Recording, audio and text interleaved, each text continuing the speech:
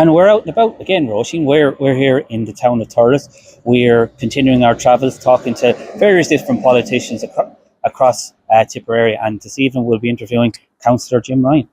And there's Paul, we're out and about, and we haven't been up at the door in the last couple of months, but we are out and about. Yeah, exactly. And it's great to be able to get out and about and see these different towns across the country and get a real sense of what the issues are on the ground. Yeah, and that's what's important, because a lot of people, politics is all local politics, and it's all about, if it thinks all national, well, you know what, you have to talk to the local county councillors who are the boots on the ground and talking to everybody at grassroots level. Absolutely, and Councillor Ryan, who we'll be interviewing in a little while, he's a public representative since 1999, so he's got plenty of experience, and he just fell short of winning a seat in the new North Tipperary constituency. Ryan O'Mara of Fianna Fáil getting the last seat, who we interviewed there a few weeks ago. Down in Nina. Yep, which wouldn't be 100 miles from ourselves here in Thurles. No, Thurles is just down the road from Kilkenny, and with the constituency in the northwest Kilkenny. I always get mixed up. Exactly. What is it? The northwest Kilkenny. Kilkenny, northwest of the county is in the North Tipperary constituency. So Jim and other politicians at the last general election, they were knocking on doors in Freshford and Tullaroan, and be interested to see what Jim's thoughts were on having to canvass in another county. Well, Paul, let's go in and find out. Let's. And you're very welcome to the Irish Political Roundup with me, Paul Brophy, and my colleague Roisin is on camera duties and doing a great job as always. And we're delighted to be joined by independent councillor on Tipperary County Council for the Thurles electoral area, Councillor Jim Ryan. Jim, last time we spoke, it was in the run-up to the general election. You must have been very pleased in how you performed, that you were the last person to be eliminated, but must have been disappointed just to miss out on that last seat in the North Tipperary constituency. Yeah, I suppose there would have been mixed emotions.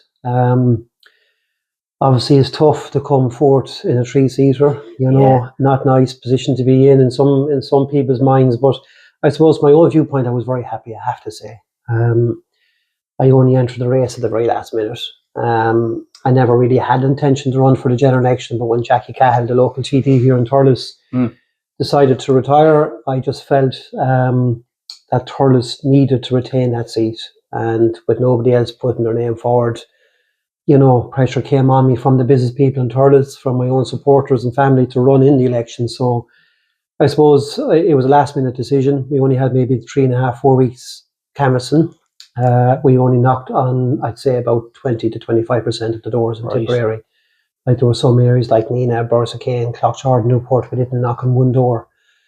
So to come forth in a very competitive constituency, was a great result. Absolutely delighted with it. And obviously, as you say, I was there till the Monday, the very last count, and last person to be eliminated. So yeah, it was mixed emotions, mixture of disappointment and obviously happiness, and that's the way I'm looking at it. And also, not only you have, as mentioned, those areas in North Tipperary, you also have parts of Northwest Kilkenny, so you have like the Tullaroan, Freshford, and other areas from Northwest Kilkenny. Correct, of course, the Irish Political Roundup, that's our home county. Yeah. What was it like knocking on doors in Northwest Kilkenny? What was the reaction like from people on the ground? Were they pleased to see someone from Tipperary, they're actually canvassing this area, or they're like, we couldn't be bothered voting because we've lost our own identity being moved into another county? It was very unusual. I have to say, I got a great response on the doors. People were very welcoming. I just felt the deeper you went into Kilkenny, the likes of maybe Tullaroan, Johnstown, Freshford particularly as well, found it harder to engage with the people. They were really, how would I say, peed off in the sense that they were voting for a Tipperary candidate in Kilkenny. So the rivalry there between Kilkenny with hurling. But look, if you're asking my opinion, I think the people in Northwest Kilkenny would prefer to be in Kilkenny, voting for Kilkenny candidates. I would be if I was living there in their area. I made that very clear when I was canvassing Kilkenny that if I was elected, I would open up a constituency office. I was the only candidate who gave that promise. I would open up a constituency office in Northingford. I also stated as well, if it was the will of the people in Kilkenny, Northwest Kilkenny, that they would prefer to remain in Kilkenny, that I would lead that campaign to get that area back into the Kilkenny constituency. So, you know, there was a mixture, I suppose, of people being really angry. I did meet really angry people that they were just without any consultation with them, that they were just with the stroke of a pen. Yeah. Were put into the Tipperary North constituency. And I suppose the last time, 5 years ago, there was a lot of Tipperary, like Newport, that was actually put into Limerick, yes. Limerick. And before that, then there was like supports of Kane, they were put into Offaly. So, but all those decisions were reversed. So I suppose, look, if the Kilkenny people are not going to be happy with the representation they're going to get over the next few years from the TDs in Tipperary, you know, I wouldn't be surprised if they lead the campaign to go back to where they were originally, which is in the Kilkenny constituency, which in my opinion is where they should be. Yeah, so the campaign starts now to get that bit of Northwest Kilkenny back into. But that's not to say, Paul, like, you know what I mean, even though I didn't get elected, I did give a commitment to the people in Kilkenny that, look, my door is always open. They have my contact details from my leaflets and literature, and if anybody in that area ever wants any favour done or any help, they can always contact myself, and I'll do my best for them. Absolutely. And independents, they are playing a role in this government with Fianna Fáil and Fine Gael.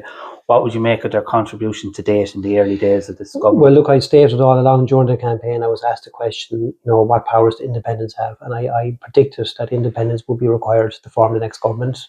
My prediction came true. And they now form a very important role in this current government.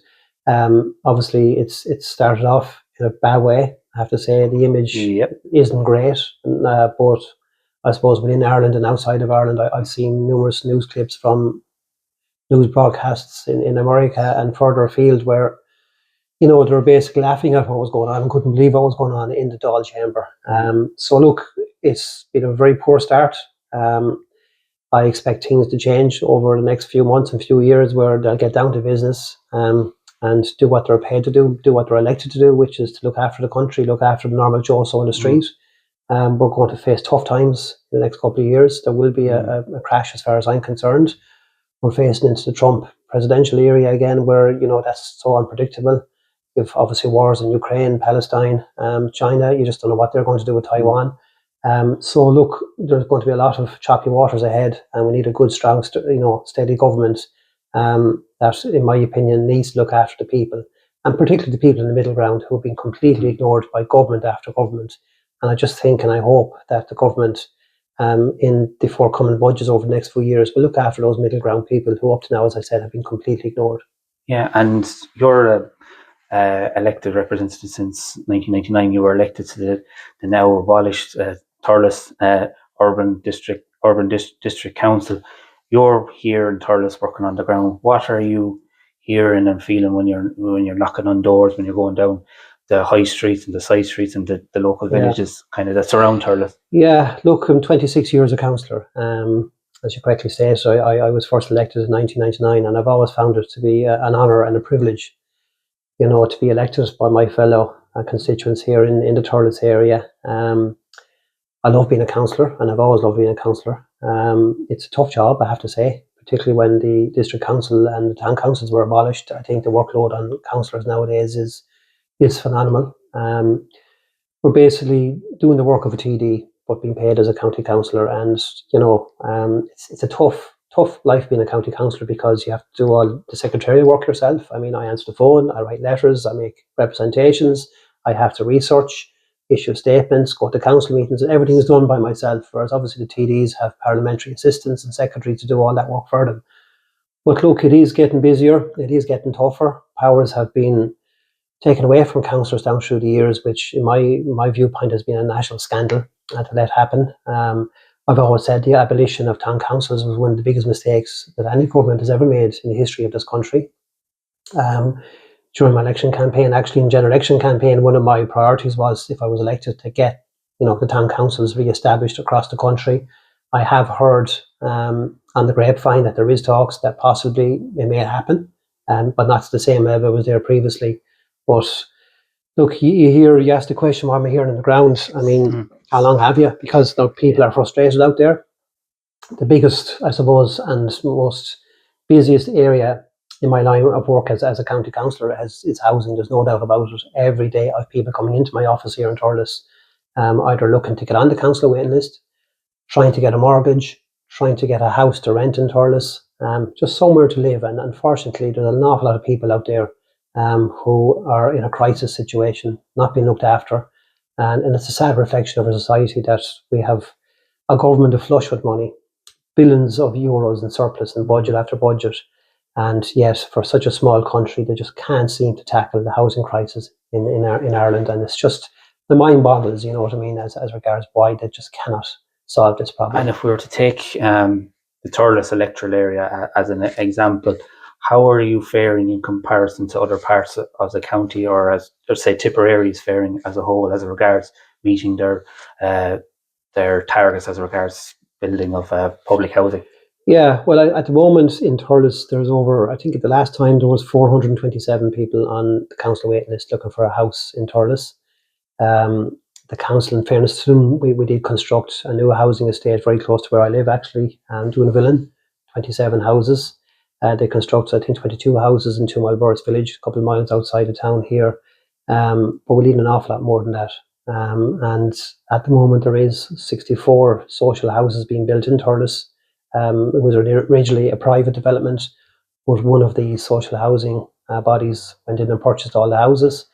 So that's been a major boost, knowing that 64 of those houses are now going to be given to people on the waiting list. So it's a big help. Obviously, it's not enough. And I think more money needs to be invested and given to the county councils to purchase land. Like in Thurles, there is no public lands available. All the public lands the council have are now gone at this stage. They need to purchase more lands, more zoned lands, serviceable lands, and be given the money to do so, and then obviously to construct them as soon as possible. But at the moment, you know, I would be concerned for people in Thurles regarding housing, because the fact that we have 2 third level colleges, we have over 1,000 third level students in Thurles at the moment that are crying out for accommodation, and the private sector they're in dreamland. Anybody who wants a private house in Thurles or a second house that's renting, they can ask for whatever they want regarding rent, because of the students, because of the crisis of people waiting to try and get a house to rent in the town. So there's a huge shortage of housing in Thurles, so that's a big problem for the town.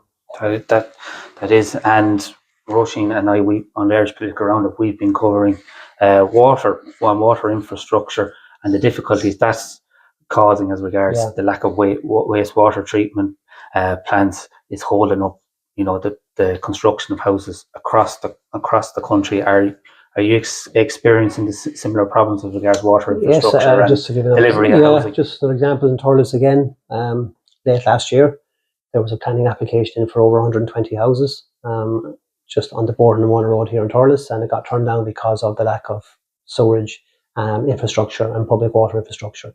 And that was a huge blow to Thurles, because we need houses like that to be built. And again, it's a crying shame where we have a developer who was willing to develop over 120 houses in the town, and because of a lack of infrastructure by both Irish Water and Tipperary County Council previous to that, unfortunately that developer was not able to go ahead and build those houses, which he had the finance to do so. So it was very disappointing to hear that. A lot of people in Thurles were really upset over the fact that, and couldn't understand how potentially over 120 houses that would have been made available to people renting privately or students, whatever the case may be, that it was refused planning permission on the basis that there wasn't the adequate or appropriate infrastructure facilities such as sewage and water. So that's just a disgrace as far as I'm concerned. And as regards the whole concept Irish Water, you know, we've had lots of discussions in the last while. You know, should Irish Water remain? Should it be broken up? Should it go back to should the delivery of water infrastructure go back to our local councils? What are your thoughts on that? Because it's something, if we don't fix this now, you know, it's going to be very difficult to deliver the houses that are needed across the country. Yeah, well, like what really drives me mad and frustrates me is when you hear all the political parties, every one of them do it, opposition, government parties, saying we're going to build 30,000 houses or 50,000 houses. They'll never say how they're going to build them, because I'm after giving you an example there. 120 houses in Thurles were refused last year because of a lack of infrastructure. So you can say you're going to build 30,000 or 50,000 houses. It's easy to say that, but to deliver them is a different kettle of fish. And unless you have the proper infrastructure, and it just won't happen. And Irish Water, I never supported it. Never liked the idea of taking something like that away from the local authorities, who had been the people that looked after the water and storage facilities here in Tipperary and every county in the country for over a century. And just to take that away from them with a stroke of a pen by Phil Hogan at the time, again, has proven to be an absolute disaster. And the proof's in the pudding. Here in Thurles, as I said, those 120 houses were refused. Well, also, more disgracefully, from an environmental aspect, we have a beautiful river shore. And I'm sure you passed it on many occasions going to a match here in Thurles, flowing through the town centre. Not many towns in Ireland or cities in Ireland have a river going through the town centre. And every time it rains heavy in this town, because of the combined piping system we have in Thurles, the combined underground piping system, whereby you have raw sewage and rainwater going through the same pipe, that during times of heavy rainfall, the pipes are so narrow that it cannot take the combination of sewerage and rainwater. And what happens is there's a pumping station at the back of the shopping centre here in Thurles, and basically that switches on when there's heavy rainfall, and it just pumps whatever is in the pipes at that time, which is a combination of rainwater, whatever dirt is on the streets in Thurles, and more appallingly, raw sewerage is then pumped into the river shore here in Thurles. And that's been let happen for years now at this stage. And at our last county council meeting, I asked for an update in relation to it, and the Director of Services said they've no update from Irish Water as regards how they're going to solve it. And if it is to be solved, does that require the construction of a new water treatment plant? No, it just basically means that the underground piping system needs to be made more modernised. The sewerage and rainwater need to be separated. When the Liberty Square was being redeveloped there 3 or 4 years ago, they put in these underground pipes, which were huge.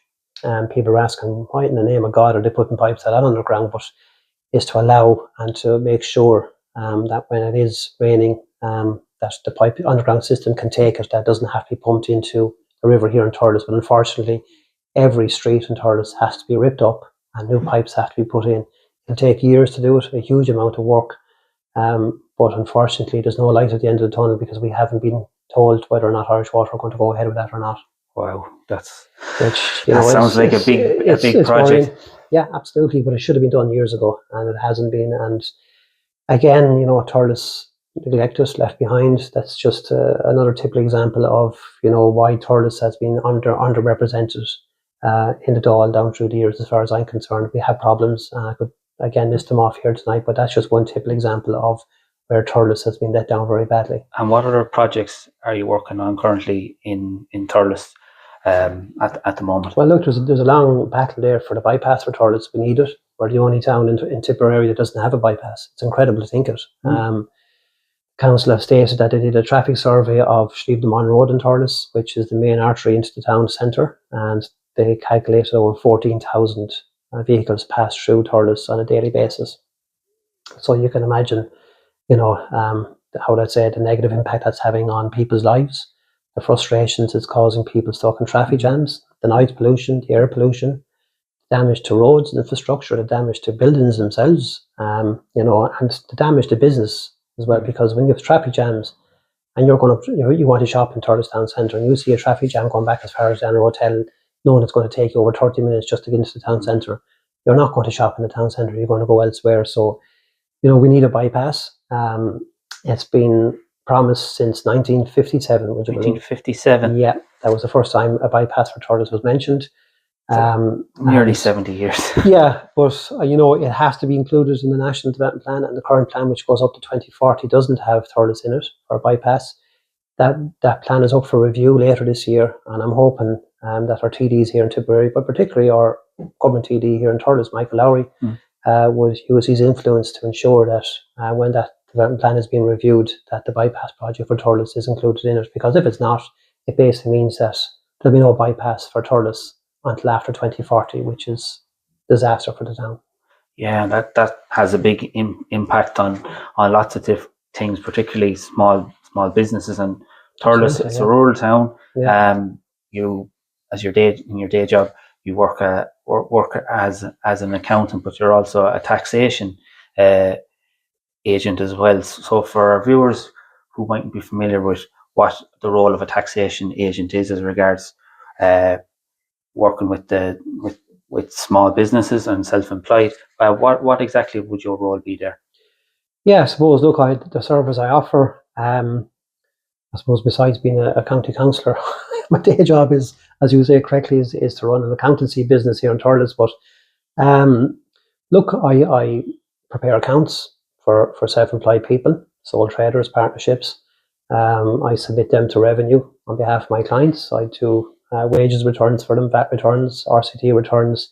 So it's wide and varied. I'm not too big because of the fact that I'm such, I suppose my time is really tied up between being a councillor and being an accountant. You just can't give the commitment, 100% commitment I would like to give to my trade, which means I keep my business small enough to ensure that the clients I have, I submit returns on time to revenue for them and give them the service that they pay me for. So I enjoy it. I went self-employed. I started my own practice back in 2004. So 21 years now later, Yeah. I'm still operating. Before that, I worked and trained with various accountancy practices. So it's a busy game.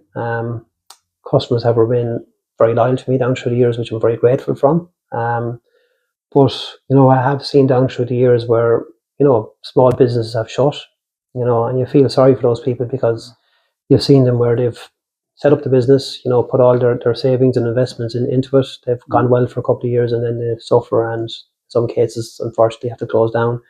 But all in all, the clients I have, I've seen a pick up. So yeah, depending on the type of trade you're in, some trades are making a lot more money than others. But yeah, look, it's despite the fact, I suppose, that Thurles doesn't have any major factories, and any major factory we've had down through the years have all shut their doors.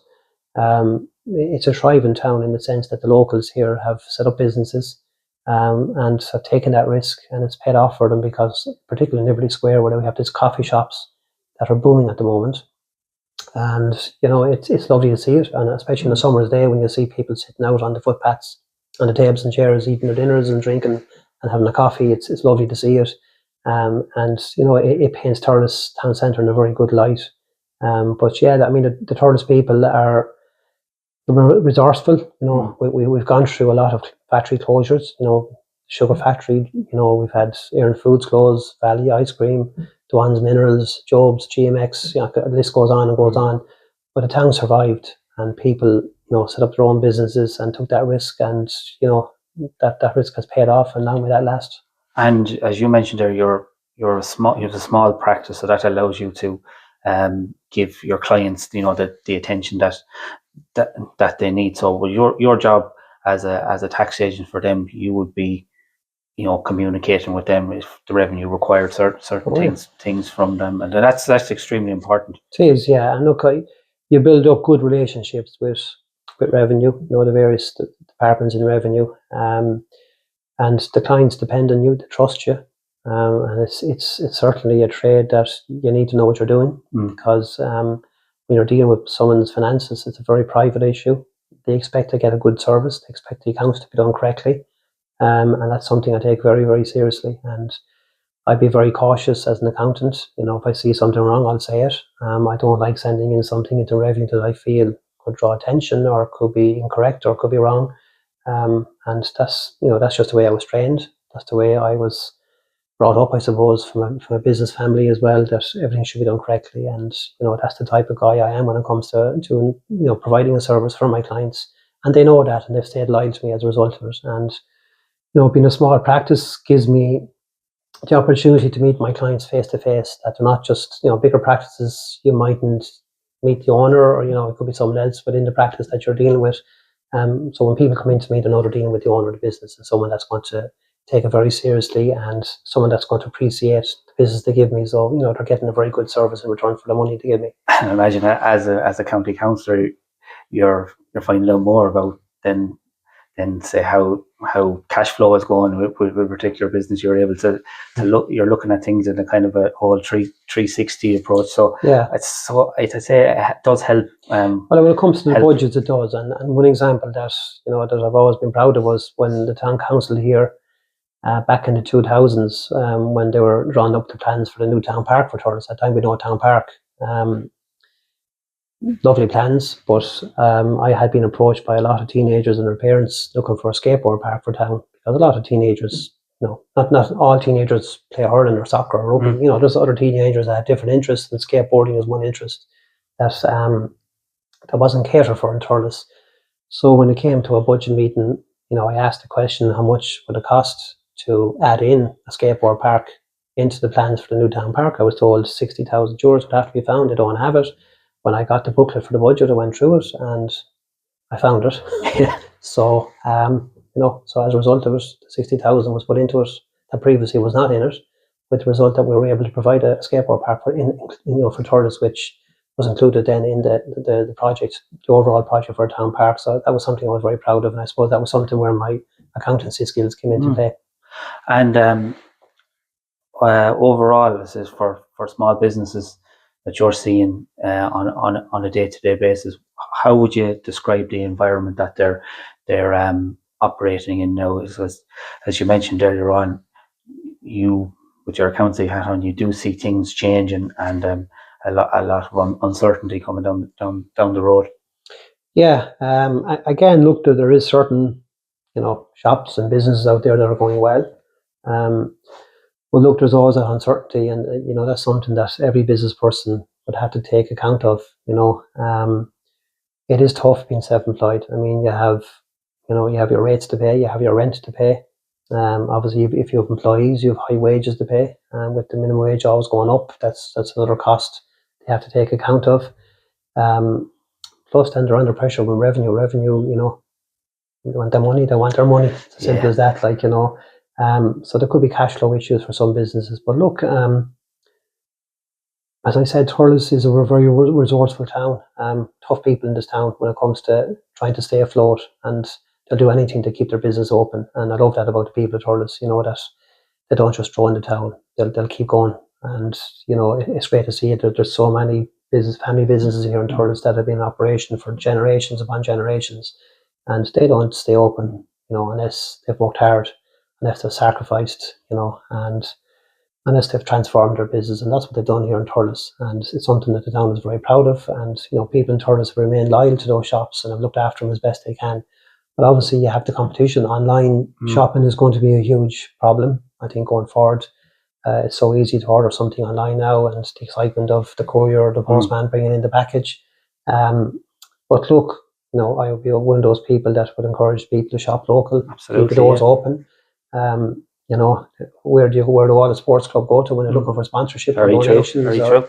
That's something on the Irish Political Roundup that we've spoken a lot about, is shopping local where you possibly can. Councillor Jim Ryan, you mentioned about manufacturing, that you used to have manufacturing and factories and businesses in Thurles and Tipperary, like all over Ireland. I remember when I was young, I worked in a shirt factory up in Derry, and that was closed down in the 1992s. All were closed down, sent abroad to cheaper manufacturing plants.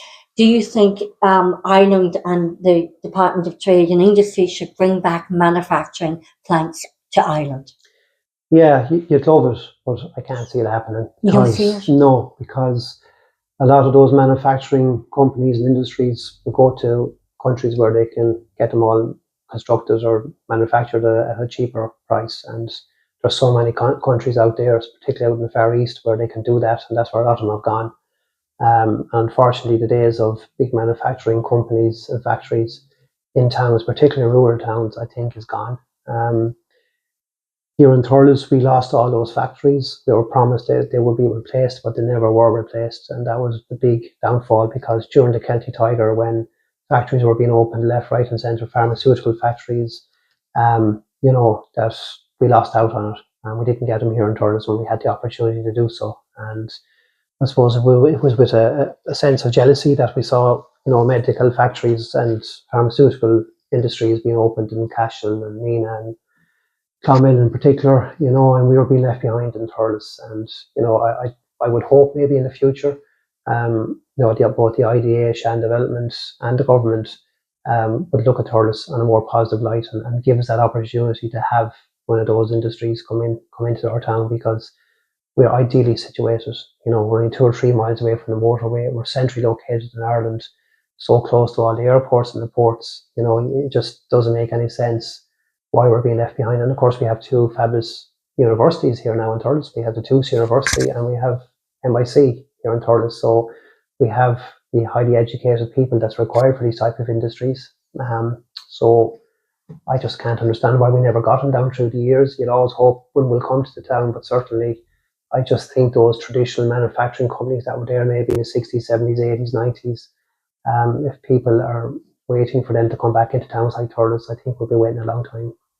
Do you think, have we, as Ireland, as a country, focused too much, put all the eggs in the one basket with pharmaceutical companies? Well, look, it's hard to turn your back on them when you're taking in so much money in corporation tax. I don't think there's any government in the world would refuse that sort of money. So maybe we are, depending too much on them. It is, I suppose, welcoming to hear the government, in particular the Minister for Finance and Public Expenditure, saying, look, a time will come when we can't depend on them anymore. We can't depend on corporation tax receipts, and they are putting money aside for a rainy day. I think that's very important to do that, and it makes perfect sense to do it. So that would be the worry, that one day that corporation tap will shut off, and we'll have to look at alternative means of bringing tax money into the country. But look, at the moment we seem to have a good working relationship and a good relationship with all these foreign national companies that are in Ireland, and long may that continue, because obviously we're going to be under severe pressure with Trump and his tariffs, and he is mad to get back those American multinationals back to America and take them from Ireland. He's mentioned Ireland on numerous occasions in any of his speeches from the White House. So there is a worry that some of the factories may decide to go back to America. We don't know that, but I'll be hoping that wouldn't happen.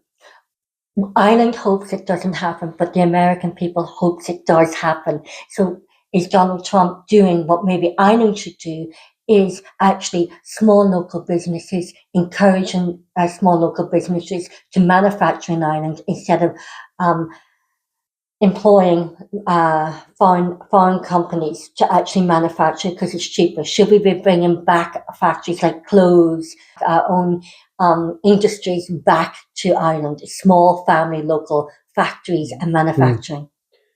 Well, as I said, like Thurles is just a typical example where we don't have any major factories. It's all local family businesses. Tough to keep those businesses going unless you have a loyal, say, customer support base. So really what I would be saying is, in order for those type of businesses to flourish, people have to support them. By Irish. Correct, and forget about your online shopping. Unless you can't buy something locally, then that's fair enough. You have to go online. But President Trump and his colleagues, they may say they're going to get the American companies that are based here in Ireland to go back to America. It mightn't be as easy as he thinks. So I'm hoping, the fact that these American companies have been here so long, your Apples and your Googles and Facebook, etc., that they'll remain here, because they do get an excellent workforce. The tax regime here for companies like that is very favourable. And I'm hopeful maybe that a deal will be done between the European Union and America regarding the tariffs, and a bit of common sense might prevail, because I think what President Trump is doing is typical of what any businessman would do. He is first and foremost a businessman. He wants to get money into America. You can't blame him. And he wants to bring jobs back to Americans. He does, so that's what they voted so whatever you're thinking of the man, or whatever you say about the man, he is business minded. He wants to bring jobs back to America. He's promised that he's under pressure to do so.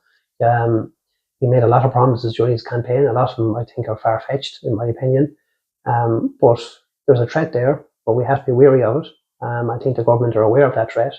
They didn't give their typical response saying, oh, no, we're looking after it. They did come out and say that they are worried about it. So hopefully brains will come together and heads will come together and think of some plan to ensure that there is a deal done that won't impact negatively on Ireland between the EU and America, and that's the only way to stop this from happening, to be honest with you, and we're going to have to do that. It's as simple as that. We can't ignore these threats.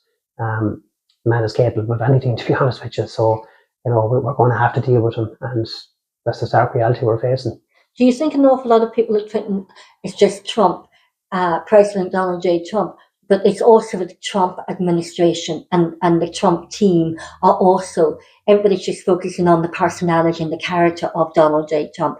Do you think people have sort of have used that as a PR exercise, and not that the people be in the Trump administration are wanting to bring business back to America, car plants and things like that, bringing everything back to American jobs?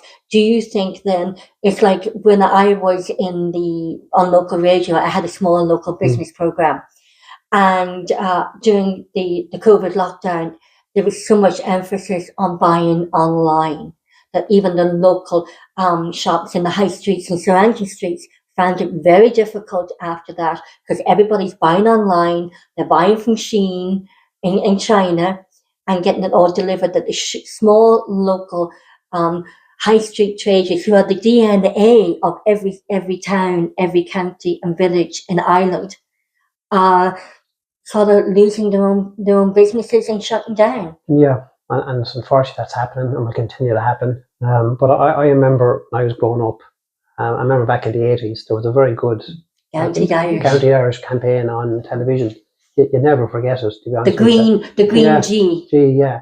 They've kind of stopped all that. They're not really, how to say, in my opinion, they're not. You need young people growing up at the moment to get that into their I had it. I went to school for 2 years in Nice, and that was everything. Yeah. It was all County Irish. Your teenagers, your 15, 16, 17-year-olds, it should be put to them to buy Irish. Yeah. Like when I was that age, I saw those ads, and it was basically put into my head, we need to buy Irish. And mine too. Whereas teenagers nowadays, it doesn't seem to be a top priority of theirs. They just get it wherever they can get it. I think there needs to be a change of focus there to keep it Irish and buy local, buy Irish. And support the local, because the small local businesses are the local employers. Yeah, absolutely, yeah. And as I said, in a sports club or anybody or school or wherever looking for sponsorship, the first people to go to is the local businesses. So that there's a domino effect if businesses close, because it affects an awful lot of people. But look, I still think there is a place for local shops, local businesses. It's the heart of the community. You mentioned about it was lovely to see in the summer that people sitting out in the local coffee shops and restaurants, sitting out in the street. Yeah. That's community. And are we as a nation losing that community spirit? Possibly, yeah. Because the resources weren't put in place for people to remain loyal locally. We're seeing that here. I can only talk about Thurles. Before the council redeveloped Liberty Square, there wasn't one coffee shop in Liberty Square. We now have, I think, 5, and they're all flourishing because young people nowadays, they love their coffee. Yeah. Simple as that. And the coffee shops in Thurles are of excellent quality. And people will go there. And any day, even on a Sunday morning, there's people queuing outside the front doors of the coffee shops in Thurles because they provide an excellent product. The facilities are there because the footpaths are so wide now in Liberty Square. You can have your tables and chairs outside and sit down and relax. And in fairness to the council in Thurles, they have, ticked the box there as regards looking outside the box, I suppose, as regards what they can do to help businesses. And when people initially saw the plans for Liberty Square, they said, gee, the council are crazy. Well, why do they have the footpath so wide? But, there's pluses and minuses to it. And if you're a coffee shop owner or a pub owner in Thurles that's providing food, you love the fact that the council have widened the footpaths, because it is drawing people into the square and it is helping people, to have something that previously wasn't here in Thurles, and maybe they had to travel out to town to get, and now they're seeing them in the town. So it's bringing back the community spirit. It is. It's a win-win situation because, God, we have so many coffee shops. I won't name them, but even national brands in town now. And we never had anything like that before in Thurles. So it's great to see them bring back local employment as well. Yeah, absolutely. So and keeping the local economy flourishing. And in fairness to the council here in Thurles, which I remember, they really are pro trying to get town centres back again to where they were previously. They are trying to bring life back into the town centres. And there's an awful lot of plans there, particularly for Thurles, over the next few years that Thurles, the council and Thurles want to implement and want to provide. Obviously, money is going to be the issue. That's where the government comes in and to provide the money. But for years, there was no money coming into Thurles because the council were kind of a bit laid back, weren't given the plans, or weren't, how to say, too forthcoming in promoting Thurles. But we have, over the last maybe 10 years, I've seen the council, turn the corner and to see Thurles as a priority. And other town centres in Tipperary as a priority of regenerating it, spending money on it, they know they have to spend money, they know they have to take the risk, try and get the rewards. And at the moment that is working, and I'm very proud to be part of that council because we've delivered. It isn't just all talk, we deliver, and proof's in the pudding. You go up to town centre in Thurles any day now and you see life back in the square, which had gone for years. And I suppose you look at the town centre in Thurles, there's, in my opinion, there's not too many town centres across Ireland that have less vacant units in their town centre than what Thurles have. You're going home now, just right through the square in Thurles, and there's not too many vacant properties in the square in Thurles. And that's all down to the dedication of the council in thinking and, as I said, thinking outside the box, putting the money into the square and redeveloping it and making it a very attractive area for people to come in and set up a business. And two, Thurles is so well located. As we mentioned earlier, you're just a drive-through away from the motorway, the M8, right? The M8. Yeah. And you also have a train station. An hourly train going to Cork, Dublin and Limerick every hour. That is, so if any businesses were, say, thinking of coming to Thurles, you have the logistics are there in place. You have, if any factories or manufacturing or any businesses coming in, even for shopping, you have the motorway, you have the bus service, and you have the train station, as you said, every hour on the hour, Dublin and Cork.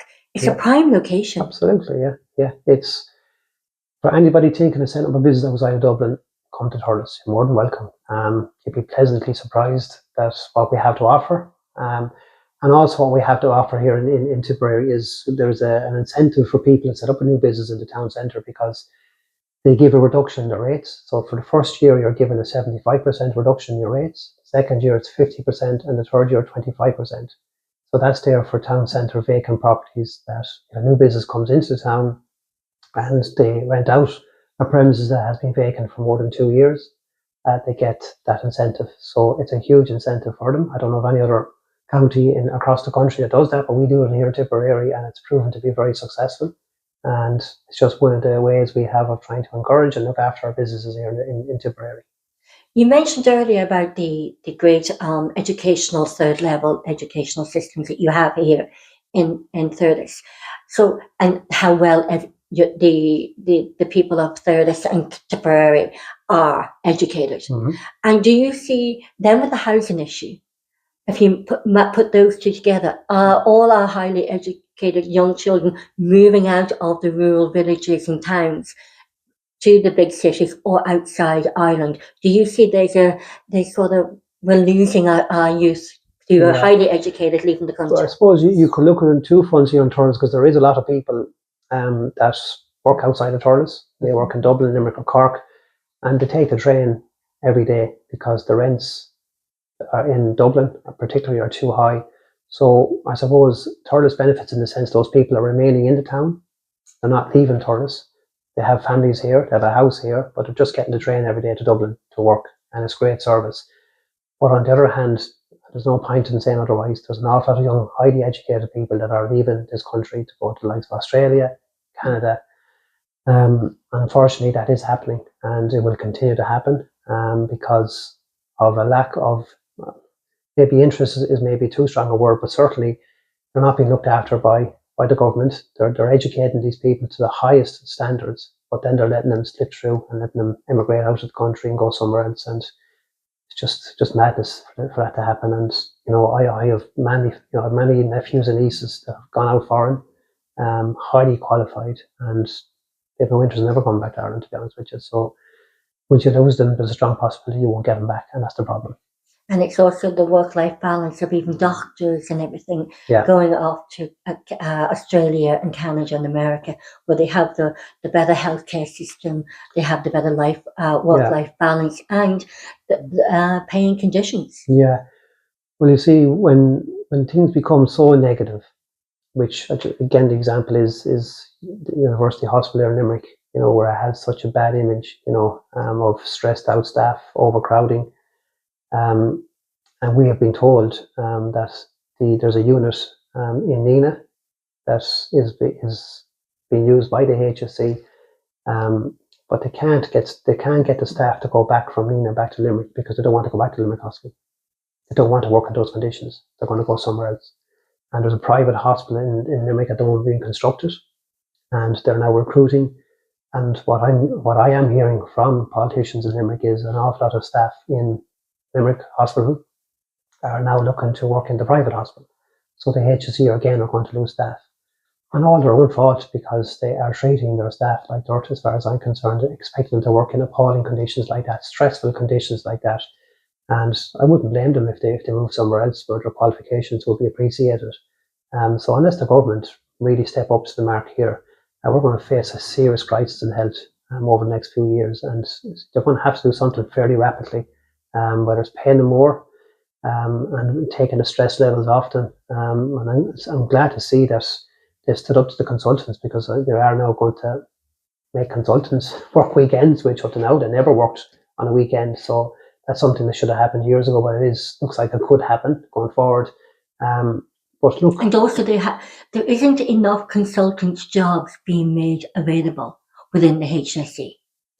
There's not, and they can't pay money because they have plenty of money to pay top consultants. So it's the working conditions is the problem. And it's do you think should they bring in more schemes for doctors who more posts in the schemes? The schemes where they have to go on. They do their they qualify. They do the SHO, and then they have to all apply for a scheme, because in one scheme alone there is over nearly 100 applicants for 4 places. Mm-hmm. So do you think should there be more consultancy schemes available to Irish doctors? And if an awful lot of postgrad medicines, not the government isn't paying for all the education.